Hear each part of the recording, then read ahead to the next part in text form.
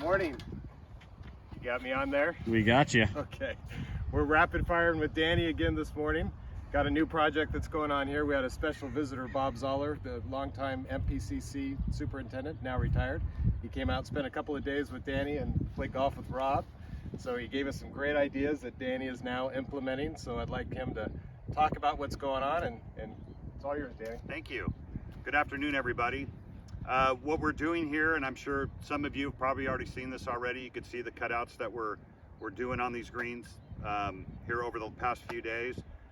We've lost a lot of our green over time, over 20-year time. They've shrunk, as we can see. As you can see, the sprinkler heads, this isn't a sprinkler head, but it's a drain. But the sprinklers, this is where the greens should come to. This is where the original design was. So Chancey, if you want to kind of just see, you can pan down that way. If you got a second, you can kind of see all the way to the sprinkler head how much turf that these greens have shrunk. So they've shrunken, 3 feet, 4 feet, 7 feet in some spots. And we would like to get that back. For the playability standpoint, this is the way they were designed to use these bowls and these sides to play off of. And it's common on most golf courses that greens shrink rather than expand. So we want to bring these back and make playability here at TC AP back, so we can use these sideboards and play off of them, make golf a little bit more fun as well. So this is what our plan is. We're cutting this down. We'll get it to green height eventually, and the bent grass will take over. Chance, if you want to shoot down here, maybe we can show a little bit. You can see that we have ryegrass and poa in these areas right here, but we also have a lot of bent. And the bent, as you can see, the different color, it's a lighter color. And in the summertime, the poa will die back, the ryegrass will die back a little bit, and the bent will flourish.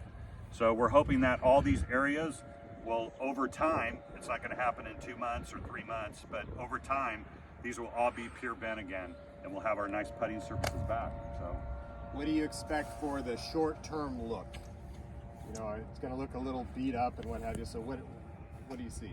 Yeah, the short-term look, the first cut on it's always usually the toughest cut. We have to, again, slowly drop these heights to get it back to the green height.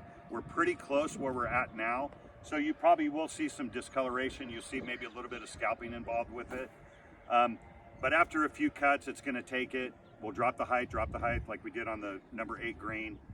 And I would say probably in a month, it'll look fantastic. You won't see the scalping anymore. It'll be at green height, and then it's just a matter of the bent taking over. So that's what we're shooting for. Awesome. All right, Rob, you talk about playability a little bit of how it will change. Well, I just love how we're bringing back the integrity of the original intent of this golf course, to where there are so many opportunities for sideboards to play a shot away from a flag, to catch that slope and run it on down. So many members have come in talking about how their ball has gotten hung up on these banks where they've intentionally played them. That's not going to happen anymore.